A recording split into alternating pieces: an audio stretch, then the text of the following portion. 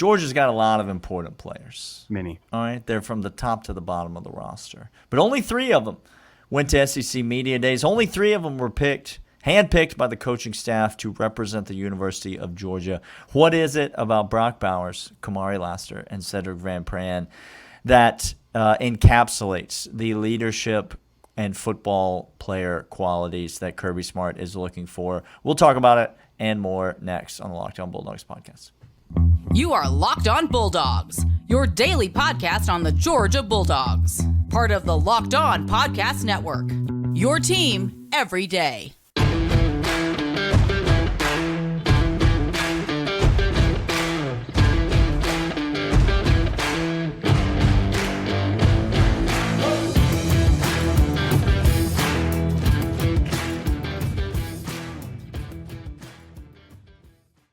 Welcome back. I told y'all that I did not bury him in some desolate desert. We did not Breaking Bad his life whatsoever. Daniel is back. We're glad to have him Didn't back. say he didn't try. He Well, just said he didn't succeed. I did not succeed. Tough nut to crack. He is, man. He is like a cockroach. There's just no way. He's just going to seep on right back. Keep coming back. Keep coming back. This is Locked On Bulldogs, part of Locked On Podcast Network, your team every day. Thanks for making us your first listen.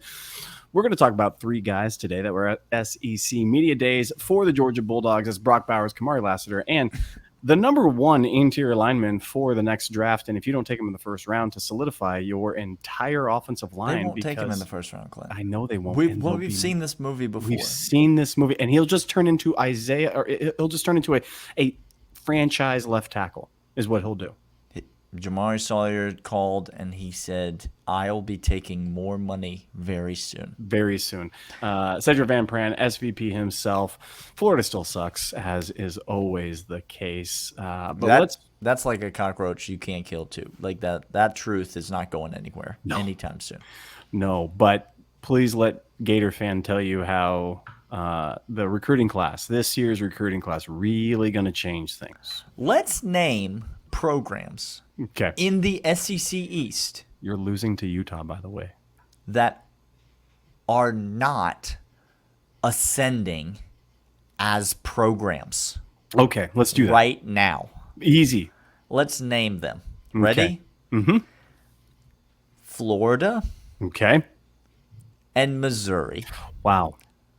That's the end of the list. Oh, no. Every other team in the SEC East, as a program, almost without the possibility of argument, is getting better as a program. 100%. They are building something. Vanderbilt is better. Tennessee, South Carolina, Kentucky. We didn't even talk about the voting for the SEC. We're going to get to that maybe tomorrow. Maybe tomorrow we'll do do a ranking of the predictive order of finishes from a number of notable people. But yes, to your point, Florida, Mizzou. Florida still sucks. They still suck. Let's talk about suck. Brock Bowers. Brock Bowers. Brock Bowers. Oh my gosh. Let's talk about the most complete prospect, regardless of position. Kirby Smart said. Yep, say it. And I don't say this lightly. No. I don't imagine the man says things like this. Kirby doesn't talk.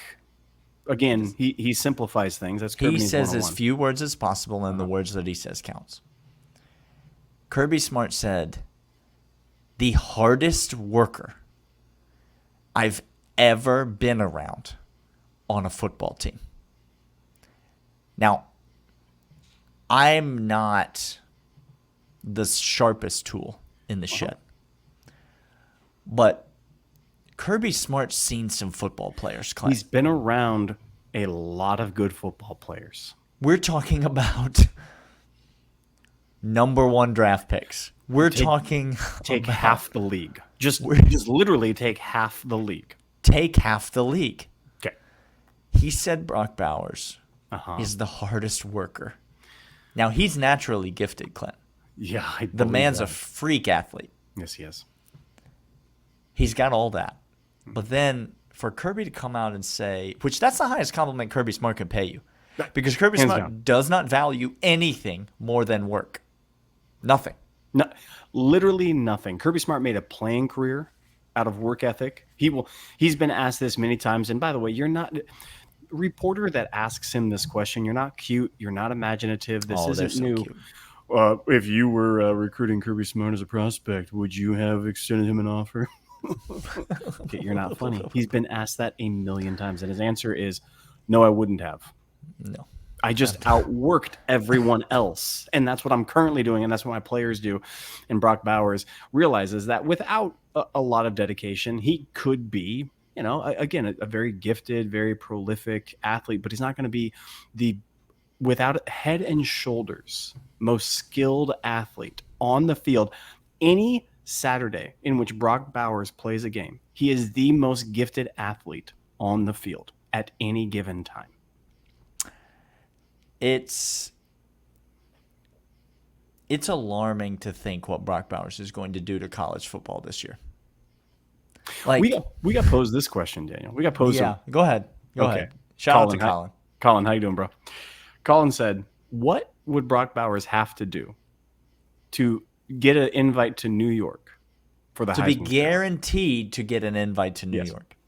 Yes. If he did this, Or guaranteed, separately question, what would he have to do to guarantee himself a Heisman Trophy? Right. The answer to that question is 25 touchdowns. He would have to amass 25 touchdowns this year to guarantee a spot. And he'd have to have over 1,500 yards receiving.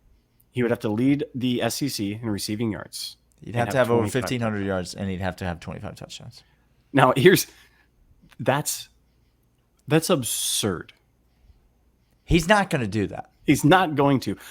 However, percentage chance that he could. It's above zero, and there's no one else in the country for whom it's above zero. If you were to give me a bet that said you can either bet and I'll give you some juice that he could do that, or you have to bet that he would never do that, which one you bet? I'm taking the juice and saying, yeah, he could do it. And if you're telling me he would never do it, no, I'm not taking that bet. Yeah, I mean, he's got the capability because of everything you just said, because he's the hardest worker on the field. All right, let's talk about Kamari Laster. Let's talk about SVP right after this. But first, I want to know about eBay Motors. Daniel, eBay Motors, fantastic little thing going on with eBay. You need a part for your car. That's where you go. That's where you go. eBay Motors, right part for your car, the right fit, the right prices. Championship teams are all about making sure every single player is in the perfect fit. The same comes to your vehicle. Every part needs to fit just right. So next time you need the parts and accessories, head to eBay Motors. With eBay Guaranteed Fit, you can see every single part that you need for your car in the right fit.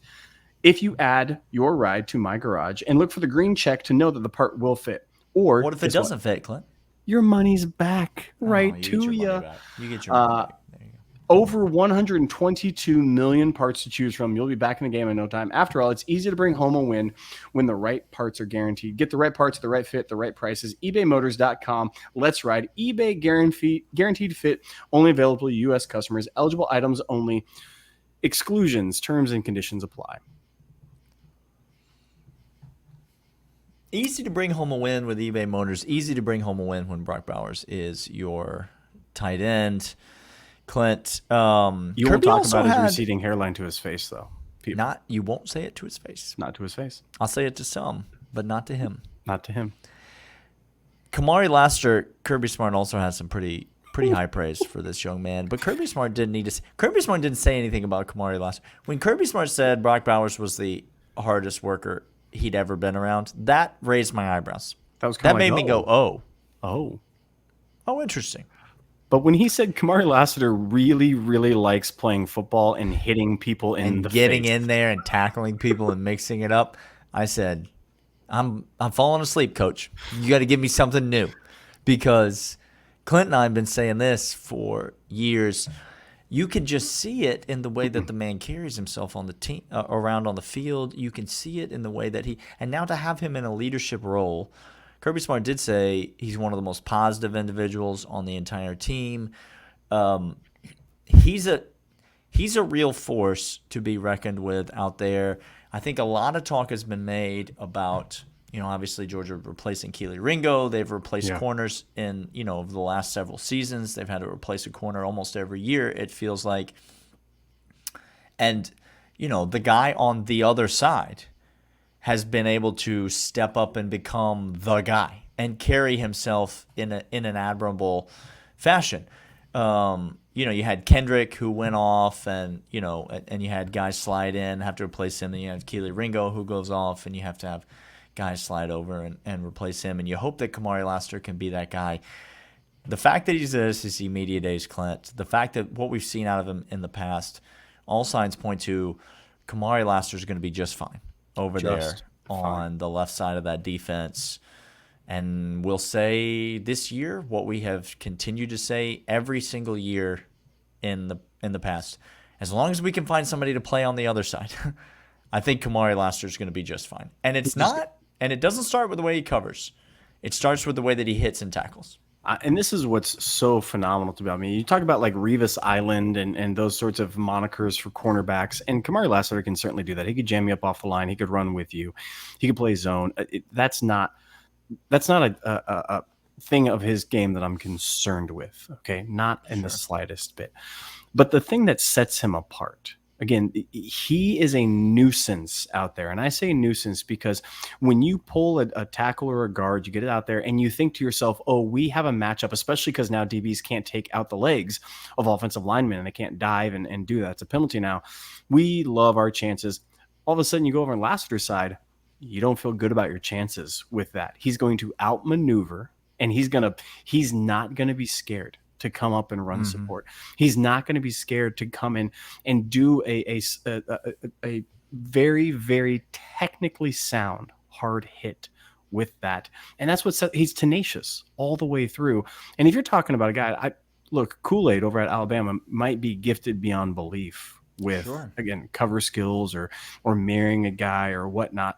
But there is something, Jalen Ramsey has made a nuisance-like career for the NFL and what he's able to do, getting into people's noggins and just saying, you can't outrun me, you can't outroute me, but also you want to try to do the physical game and I will just beat you down. And this is the type of ascension. This is the type of development that Kirby knows really well, and especially with pass-happy NFL and pass-happy college football.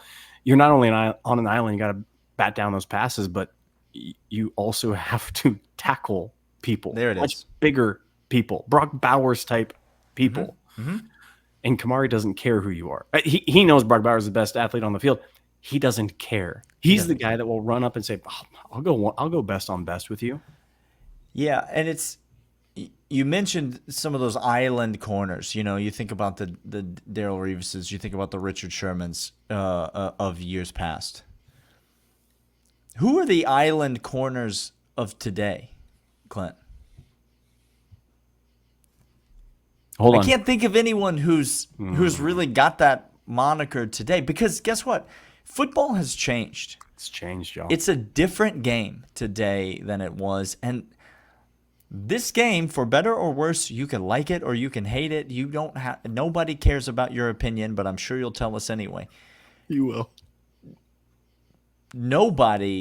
Football's not set up to promote shutdown corners. It's just not the way the game is officiated. It's not the way that the way that offenses attack defenses now. It does not lend itself toward those types of players. And that's the case in college football as well. You look at some of these high-powered, down-the-field passing attack offenses. They don't kill you by their guy going up and high-pointing a football and catching a perfectly thrown ball against good coverage against a great corner. That's not how Josh Heupel makes his money.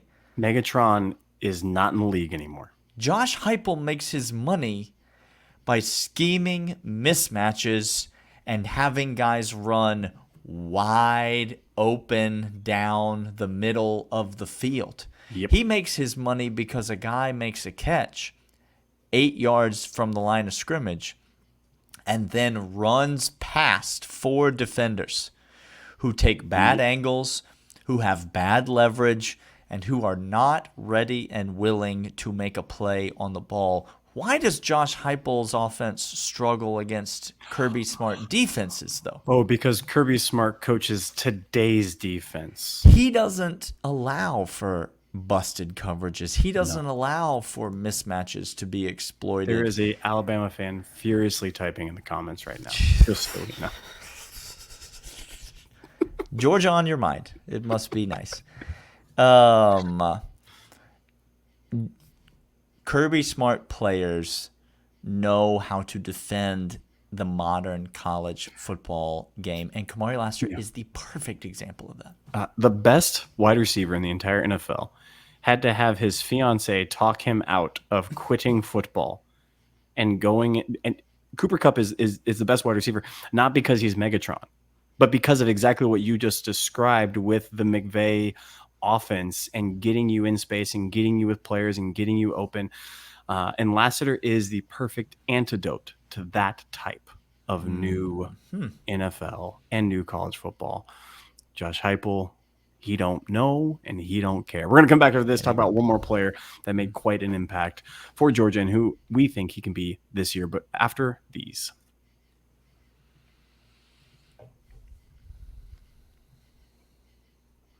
One more name on the radar for Georgia at SEC Media Days, and that's SVP Cedric VanPeters himself, who is the best interior offensive lineman in this year's draft. He's the best prospect, and if you don't understand that, there's nobody from Wisconsin, nobody from Minnesota, nobody from Michigan that Tell me more about Michigan's offensive line. Oh my gosh. Please. Why do y'all do this every single year? At this point, keep doing it because it's a tradition to overhype offensive linemen that will be absolutely skull dragged by Georgia defensive linemen. That's the new tradition. Correct. It's the masters of college football rankings. That's right. Yes. SVP was out here as well. And I got to tell you something. This is actually, SVP is one of my favorite guys to hear answer because he is very, very smart and clever. And he's dialed in. He is dialed in. He is the heart and soul of this locker room. He is the heart and soul. He is the big dad, the big brother of the offensive line, of the offensive players, of this roster, of this team. He talked about connection going over and beyond what it's like a mini Kirby. He has instilled what Nolan Smith last year to this team. I think SVP takes the cake of the heartbeat. Exactly what I was going to say. Two words came to mind when SVP was talking, and those two words were Nolan Smith. Yeah. This is who this guy is. He's the guy that, I mean, Lord forbid he were to get injured the way that Nolan Smith did. But almost like with a guy like that, it wouldn't even matter if he did. You can't take away what he offers to this team. What he offers to this team is way more than just his all-SEC interior offensive line play. It's way more than just the way that he's going to be able to mentor and lead Carson Beck, through, we've already talked about, through pointing out defenses. It's the biggest offseason, the biggest thing that happened this offseason to the Georgia football team from a football perspective was SVP's decision to come back for a senior year. And Kirby said he came back for a senior year because he loves football and he loves the University of Georgia. That's it. Which I didn't realize I had so much in common with Cedric VanPeters, but apparently we're basically the same person. Because I also love football and also love the University of Georgia. So, yes, I mean, that's great. I'm here for it. You're here. This, of the three names on this list, no disrespect, this is my favorite. This is my favorite guy. Yep. Like, this is the guy that it's like, who's the one guy you're most proud to have as the University of Georgia Bulldog? It's this guy right here. This is the guy for me on this football team. He talks about other players on this team with such admiration, such respect. He's not fainting it. He's not fake. It's sincere. He talked about Ladd McConkey, talking about that guy works hard, never says, I need another rep, I need another rep, I need another rep. He just puts his head down, works hard. And you could tell that he respects him. He loves him. And again, he has taken the curb and easy because that was a slight at a number of other people.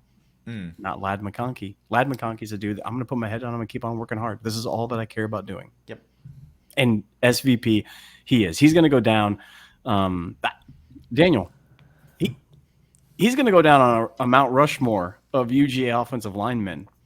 UGA centers. I mean, think of the centers that have come through. Think of the centers. It's a big list. It is. Any of them back-to-back national champions, Clint? Any of them on that? No, sir. No, sir. By the way, okay. Welcome to the 199. Happy to hear you. Whatever he said, I was going to the 199 when he says, by the way. By the way, we're going to change the subject here real quick as we end the show. I smiled so big because we're to the point in the off season now. You guys, I know you guys can relate to this. It's one of my favorite moments of every offseason. Okay. We're to the point in the offseason where somebody will mention the name of a Georgia football player, like you just did with Ladd McConkey, and I will remember that Ladd McConkey is on my football team. Like it's been so long since that has been relevant information to me. You know, like I host a Georgia podcast. I talk about Georgia all the time, but it's been a while since football. It's been a hot minute. Ladd McConkey's quite good at football, Clint. And he plays on our team. Yeah. And I just got to let the truth of that just wash over me for a moment. And it lets me know that hope is on the horizon, Clint. It's almost August. And when we're it's so August, close. What happens in that month of August, Daniel? In August, college football happens. Okay. There's college football games that I'll be watching that we'll be betting on. There it is. We've got a lot to do this offseason, Clint. We have some work to do between now and then. We got a lot of a lot of episodes to put in. We've got more SEC. We're going to talk about the SEC media rankings that came out. We're going to talk about those on a podcast. We've got more this or that's in the can that legal intern Justin has sent us. The official legal representation of Locked On. When Alan Judd comes to sue me, we don't need legal representation at this point. Others do. I have the Athletic Association quoting us. We're fine. We're fine. We've got more this or that's in the can.